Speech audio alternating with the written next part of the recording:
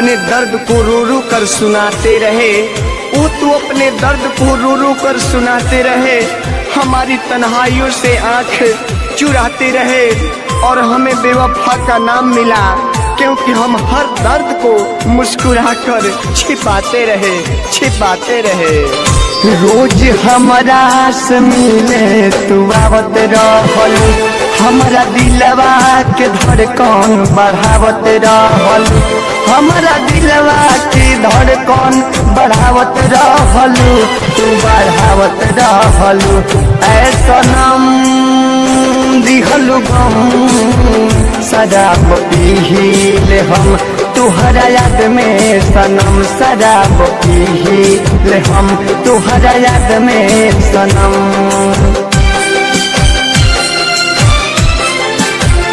रोज हमरा से मिले तू आवत रहला, हमरा दिलवा के धड़कन बढ़ावत रहला, हमरा दिलवा के धड़कन बढ़ावत रहला, तू बढ़ावत रहला।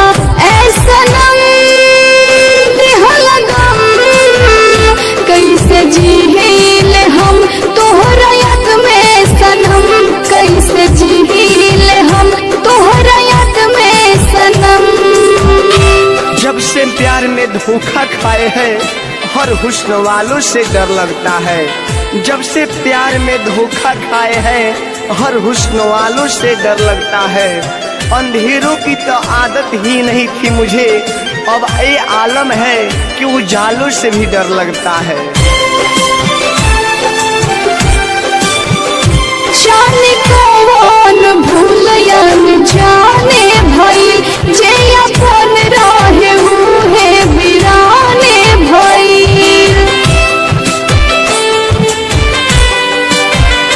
जे अपन रहे उहे वीराने भइल, जाने कौन भूलयन जाने भइल, जाने कौन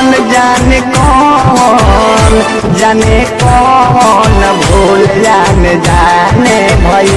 ऐसा नम दिहला गम शराब पीले हम तुहरा याद में सनम, शराब पीले हम तुहरा याद में सनम। सारी रात न सोए हम, सारी रात न सोए हम, रातों को उठ कर कितना रोए हम। बस एक बार मेरा कसूर तो बता दे रब्बा, इतना प्यार करके भी क्यों न किसी के हुए हम।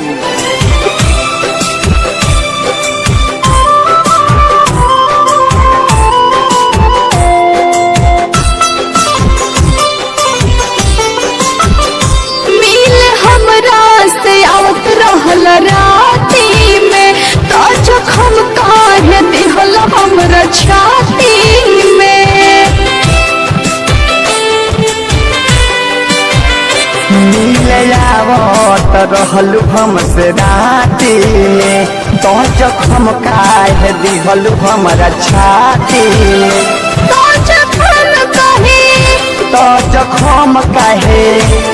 जखम काहे दिहल छाती में।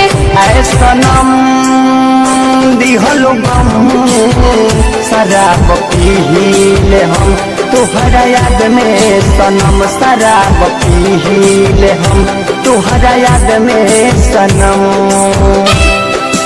अगर मुझसे मोहब्बत नहीं है तो रोते क्यों हो, अगर मुझसे मोहब्बत नहीं है तो रोते क्यों हो, तन्हाई में मेरे बारे में सोचते क्यों हो।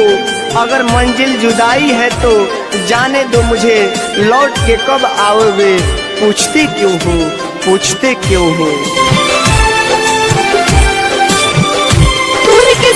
दर्द लिख देल बहाना में, दर्द बाटे हो अंसू के गाना में।